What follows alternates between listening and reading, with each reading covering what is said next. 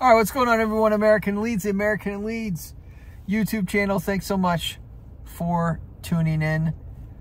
Please do hit the like.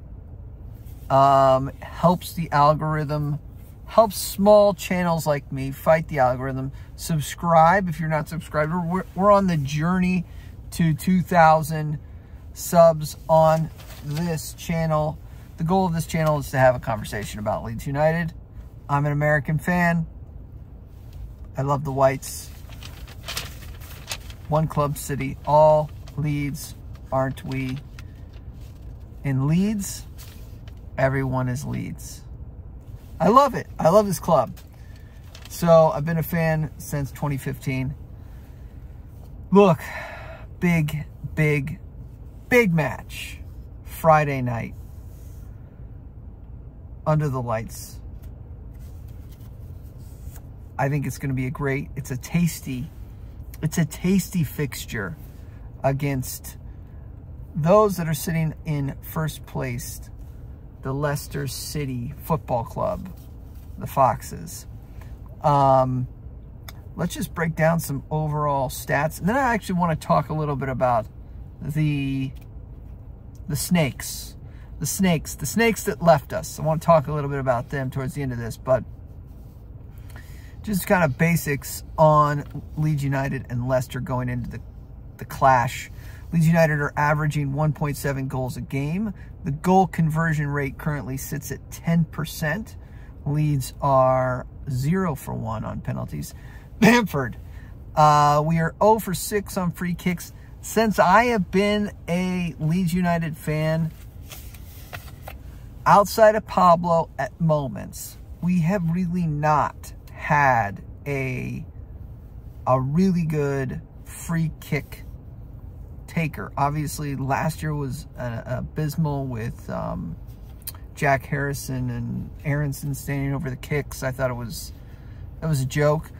But I mean, Harrison had quite a powerful leg on him and still does. But I don't think he was really even the best at those. We just haven't. Rafinha, he would put in a good ball every once in a while. And I think he did score maybe a free kick or two. But it just always seems like we've never really had a great free kick taker. 3 goals outside the box for Leeds United. 20 goals inside the box. 3 goals by headers in the air. We're averaging 2.4 big chances per game. 1.4 big chances missed. We're averaging 16.6 shots a game, and we are averaging 57% in possession. We have 5 clean sheets to the Whites, and we are averaging 1.1 goals a game. That is compared to Leicester City, who enter the game at 2.1, an average of 2.1 goals per game. 14% goal conversion, 3 for 3 on penalties. So they've gone down in the box a little bit easier, and they've actually picked up 3 penalty kicks. 0 for 3 on free kicks. 28 goals in the box, only 1 goal outside of the box, and that was quite a goal by Winks at the weekend, over the weekend. 4 goals by header, 2.7 chances missed per game, 4.9 shots per game, 14.9 shots per game, excuse me, 1.6 big chances missed, 5.5 shots on target. They are averaging 12 counterattacks. They have average ball possession at 63.7%.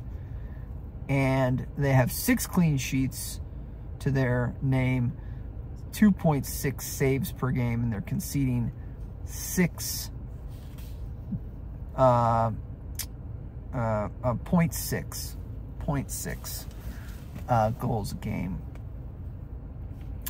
Big game, big match. I think we were all very excited about it. Daniel Farke had his press conference. We are going to be at, I guess, relatively full strength. I mean, you can't really count on Firpo. He's really just a name at this point. And Jed Spence with his ligament. I thought it was actually positive to see Jed Spence at Crescencio Somerville's birthday gathering, whatever that was. There was some social media that came out that Jed Spence was there. I think that was a little bit of a positive. There were no signs. It was basically Jed and Jorginho Ruter. There was no signs of Firpo there. So, I don't know. The fact that I think Jed is getting on with the team, I'm probably reading too much into it, but I'm actually more hopeful that he might return. We're getting the big three players back. Somerville, Rodon, and Sam Byram, both with basically muscle injuries to the hamstring. Cree is more of a, I guess, a muscle-ish injury. They're expected to be available. I thought in rewatching the Huddersfield game that it was game management in the second half. I was a little disappointed to lose that half, but it did seem like everybody was ready to manage the game out and really just see the result. So I don't have a problem with that. If folks want to lick their wounds, especially in the case of Joe Rodon, and you know, he's had a heavy, busy schedule for club and country, so I don't have a problem with that. It's a big game. Look, I think if Leicester win this game, they're already probably nailed on for a promotion. But if they win this game, it's kiss it goodbye. I mean, it's not even December, and they are going to be at 42 points.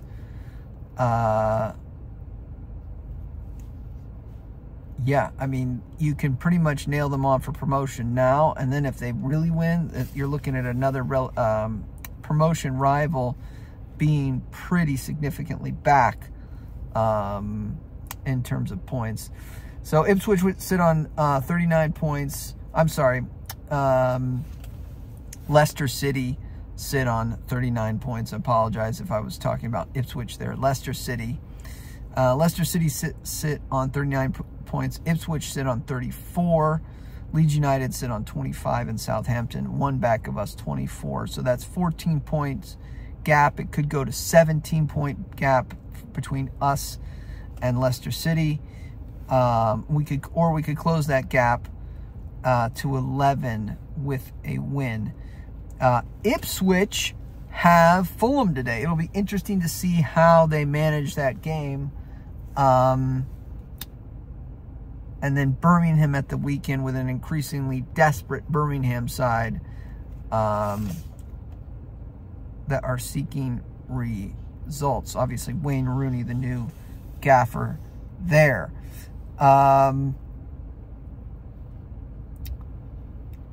Here's my main goal with Leeds United, what I think the goal needs to be for Daniel Farke. I would like Leeds United to be within arm shot, within a little bit of arm's reach, whether that be 3 points, 6 points. 6 points would be maybe the maximum amount for the Ipswich game, December 23rd, a festive fixture. December 23rd, we host Ipswich Town. I think would be a big game, but boy, wouldn't it be great to at least close the gap, maybe be level on points, or surpass Ipswich on the 23rd of December. I just think that's my wish. That's my Christmas wish. And then I think this is just a big game in terms of Daniel Farke. He's got 2 promotions underneath his belt, but 2 really poor seasons at top flight level. Obviously, we lost to Southampton.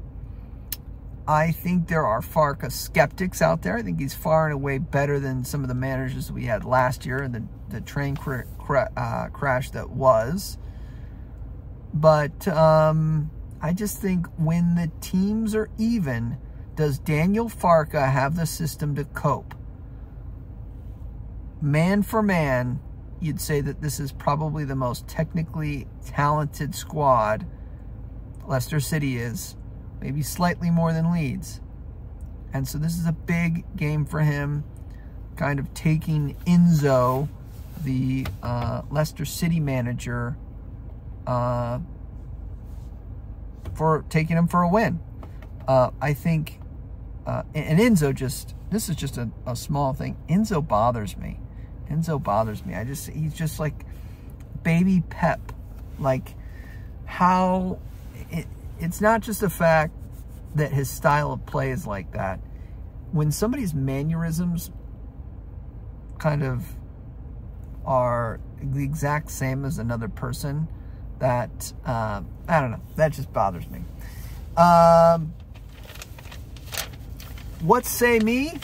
Well, what say you? What do you think your score predictions are? Put them down in the comments. I'm happy that Rodon will probably be involved in the squad. Archie Gray comes back in the squad. I think their wingers will be dangerous. It'll be interesting to see how we cope with their wingers, and really what we do in midfield to combat. I think their 4-3-3, which I believe that they'll play with, does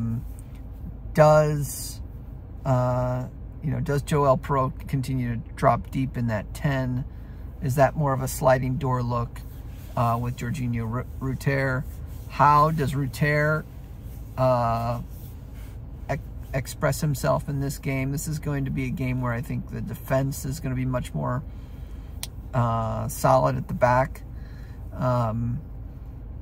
And yeah, I think that this will be a much more tactically interesting game than when we've seen at the championship this season for under Daniel Farke. Look, I love the Whites. I gotta back them, right? Because the back line seems to be at decent strength. Byram does concern me. I know he's been doing brilliant this season, but he did get twisted up a little bit like a pretzel against Armstrong, with Armstrong at the back, or Armstrong against Southampton. I thought Armstrong kind of twisted him up a little bit in one of the goals. Look, how about this? 2-1, Leeds United. I think there'll be goals from, I fancy Joel Perot to get back on the score sheet, and Crescencio Somerville, late winner. Let's go. I really am bullish on Crescencio Somerville this season. The win probability currently stands at Leicester City at 47%. It's aggressive. 25% chance of it at a draw. I know Gier on The View has probably leaning towards a draw. 28% chance at a Leeds United win. Up the Whites. That's that. I want to talk a little bit about, too, I'll probably be another few minutes, just a couple minutes on this. The Snakes, the boys that left. Some of them aren't getting on so well. Quite honestly, you want them to do well, so they increase their value, so we can sell them, we can move on from them and get increased revenue for Leeds United. There are some that are doing okay, that are performing in their clubs. So let's go with the bad first. Sinisterra not getting involved in Ariola's side. I think that has to do with fitness. He is a little bit of a Bielsa disciple, so if you're not fit and ready to go and play 90 minutes, then you won't feature. I don't think, I'm not saying he's out of shape or anything like that. I just think for whatever reason, Ariola might not be seeing the fitness levels that he'd like to see out of Sinisterra at the moment. Or maybe the defensive off the ball work as well. Aronson, oh my God, what a terrible Union Berlin is having a nightmare of a season. Not only can they not compete in the Champions League, they're not even getting, they're in a relegation fight in the Bundesliga. Aaronson's barely getting on the pitch, and when he is, he's performing terribly in a league that's far, in my estimation, far easier than the Premier League. So this is a little bit of a concern. Christensen as well. For Roma, he's kind of in and out, making mistakes. Diego Llorente, he is having an okay time at Roma. I think he's had some ups. I think he's had some downs. But he's getting up there in age, and I don't know how well he will be performing. My estimation, obviously, we'd all like to have Sinisterra back. I don't know if he will be back. It looks like it's a season-long loan. He could come back into form. There could be a managerial change there at Bournemouth. Aronson most likely comes back to Leeds United. I hate to say it. I don't know if it'll be the winter or next summer, but he's got to really turn down around his time for us to sell him. Christensen probably comes back. Diego Llorente, I think you could have some sell on for some value. So really, I think the two Salzburg boys are somehow going to be back in this team. This is again if Leeds for whatever reason stay in the championship. Assets that we can sell. Harrison is putting in shifts for Everton. He's doing 90 minutes in that 4-4-2 that Dyche has got. Vober is featuring and putting in 90-minute shifts. Koch is all but gone. Raka, I think we can get some value for in Betis. And then Sam Greenwood, this is one that is kind of like the purpose of the loan is actually being executed. He is getting minutes and goals, and it's still early doors for Middlesbrough, but you'd like to see what Greenwood's doing, getting some confidence, and then coming back, hopefully, into Leeds United and getting, grabbing some time.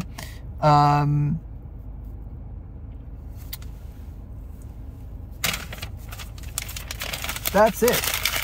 That's my time. Smash the like the smash. Purpose of this channel is to have a conversation. Your comments are my oxygen. I want to know what you're thinking. This is like a pub, except we're not at a bar. We're over the interwebs. I want to know what you guys are thinking. I like to dig in the comments and have a little bit of a back and forth about the mighty Whites. Let's go. Leeds United. I'm back. I'm feeling much better. My voice is back. And basically the goal of the channel, continue content maybe during the week, basically from the car setting, and then hopefully have a long-term or longer form podcast. Because again, I like the conversation with whoever I can, and that'll be mainly on Thursday nights. It's late. I used to have Jir on the channel, I used to have Michael on the channel, I used to have some guys on the channel, but right now, based on my schedule, really the only time I can hop in front of a mic is Thursday nights, so you can check that out. But it drops like 2, 3 in the morning for most of UK and Ireland, Irish folks. Be well, stay safe. March on together. Leeds, Leeds, Leeds.